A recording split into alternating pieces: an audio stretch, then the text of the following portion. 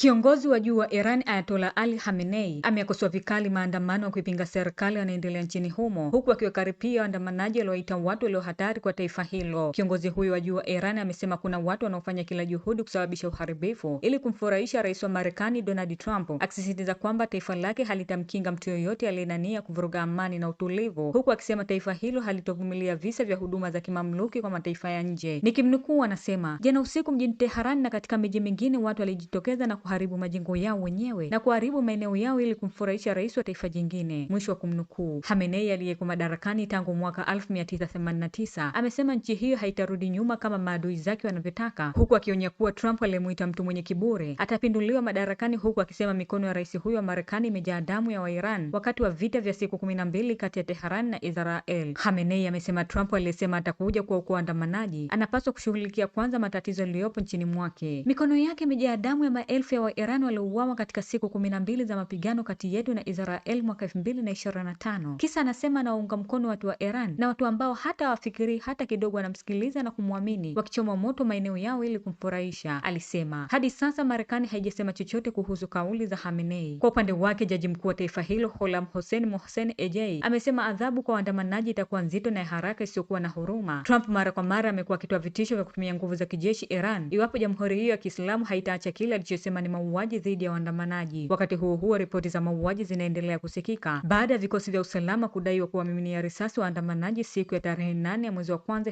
2026. Video ambazo bado hazijathibitishwa zilizosambaa mitandaoni zinaonyesha vijana ambao nguo zao zimelowa damu wakiwa sakafuni nje kidogo ya mji wa Tehran. Hadi sasa inasemekana watu 42 wameuawa ndani ya siku 13 za maandamano Iran, huku zaidi ya watu 2000 wakikamatwa. Hali inayoendelea Iran imesababisha mashirika kadhaa ya ndege kufuta safari zao huko, likiwemo shirika la ndege la Uturuki lililofuta safari zake kuelekea miji ya Tehran, Mashhad na Tabriz. Shirika la ndege za bei nafuu la Pegasus pia limefuta safari zake Iran. Jamhuri hiyo ya Kiislamu imeendelea kushuhudia maandamano makubwa ya kupinga kupanda kwa gharama ya maisha, kudorora kwa uchumi na sera mbovu za serikali zinazodaiwa kuididimiza nchi hiyo katika hali mbaya ya kiuchumi. Katika kile kinachosemekana kuwa ni kujaribu kuyadhibiti maandamano, serikali imekata huduma ya intaneti nchini humo. Umoja wa Ulaya umekasirishwa na hatua hiyo na kutoa wito kwa utawala nchini humo kurejesha huduma hiyo mara moja na kukosoa vurugu za aina yoyote dhidi ya waandamanaji. Msemaji wa umoja huo Anwar El Anoun amesema watu wa Iran wanatetea haki yao ya kuwa na maisha bora.